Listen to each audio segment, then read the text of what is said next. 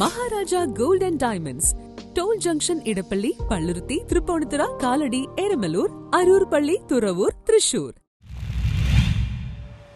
കൊല്ലം നെടുവത്തൂരിൽ കിണറ്റിൽ ചാടി യുവതിയെ രക്ഷിക്കുന്നതിനിടെ ഫയർഫോഴ്സ് അംഗം ഉൾപ്പെടെ 3 പേർക്ക് ദാരുണാന്ത്യം.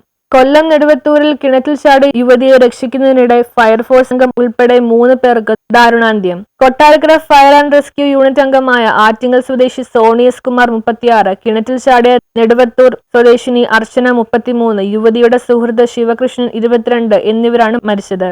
തിങ്കളാഴ്ച പുലർച്ചെയായിരുന്നു സംഭവം. രക്ഷാപ്രവർത്തനത്തിനിടെ കിണറിന്റെ കൈവരിയിടിഞ്ഞ് വീണായിരുന്നു അപകടം. 3 കുട്ടികളുടെ അമ്മയാണ് മരിച്ച അർച്ചന. 80 അടി താഴ്ചയുള്ള കിണറായിരുന്നു. പുലർച്ചെ 12:15 കൊട്ടാരക്കര ഫയർഫോഴ്സിന് അപകട വിവരം അറിയിച്ചുകൊണ്ട് ഫോൺ കോൾ വരുന്നത്.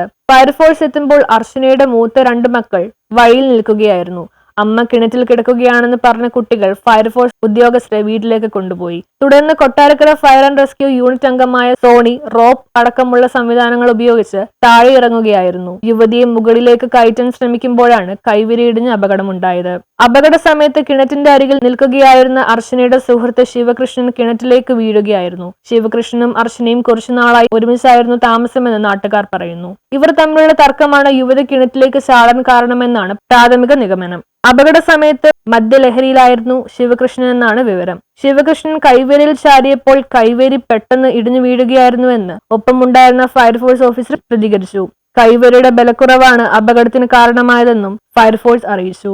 ന്യൂസ് ബ്യൂറോ, കൊല്ലം.